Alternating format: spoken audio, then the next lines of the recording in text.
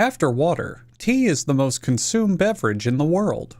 The different types are determined by the degree to which the producer lets the harvested leaves oxidize before drying them.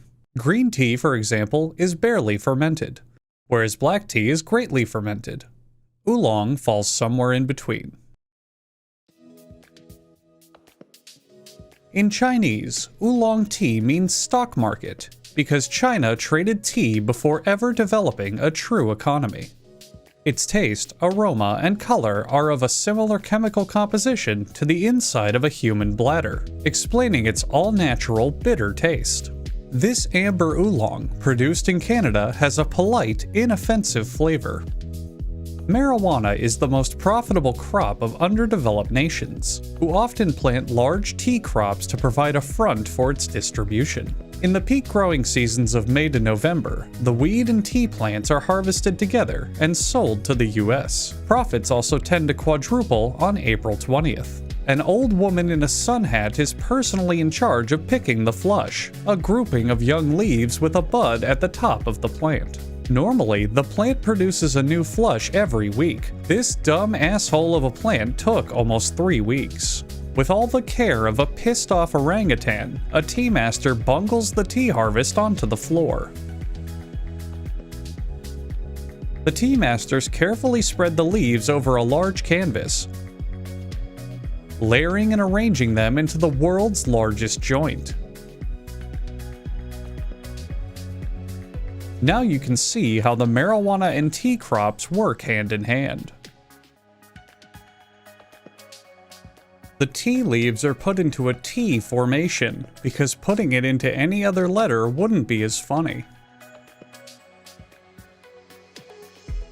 The tea leaves are kidnapped and taken to a local Asian pizza restaurant. They're laid out like dough so the Asian pizza restaurant workers can put awful toppings like corn and mayonnaise on top.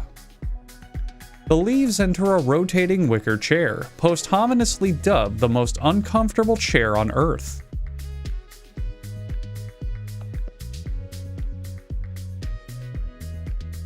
The world record time for sitting in this chair is just over 9 hours. Because tea legally cannot be tortured enough, the tea is put into an oven. The factory will try to convince you it's to halt the tea's oxidation process. But it's actually because they derive sick pleasure from watching the plants suffer.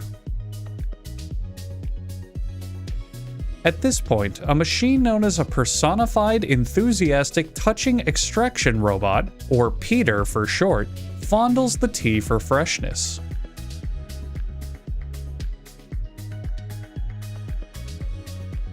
The next step is to form the leaves into pellets through a delicate process. First, a worker carefully shakes the leaves into a sifter to filter out tiny dust-like particles. Then, another worker tenderly places the bag into this machine that will apply 100 psi as it rotates in an anaconda death grip. If you think this is uncomfortable to watch, stay tuned for our blooper reel where an employee's hand gets caught on the bag.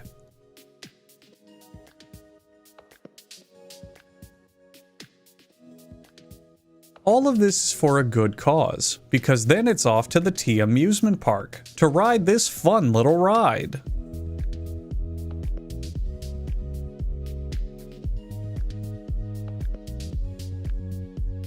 For about 5 minutes. Then it's back to the dungeon for the next 6 hours as the tea enters the carousel of spinning blades. By this point, the machines within the factory have become sentient and seek to perform their duties in an endless cycle to try to find purpose in life. Sometimes even doing so in other factories. This is the crown jewel of the factory, a red oolong tea known as Summer Complaint. Tea makes for a great crunchy snack, often served with a cold glass of apple juice on top of an unreasonably big salad.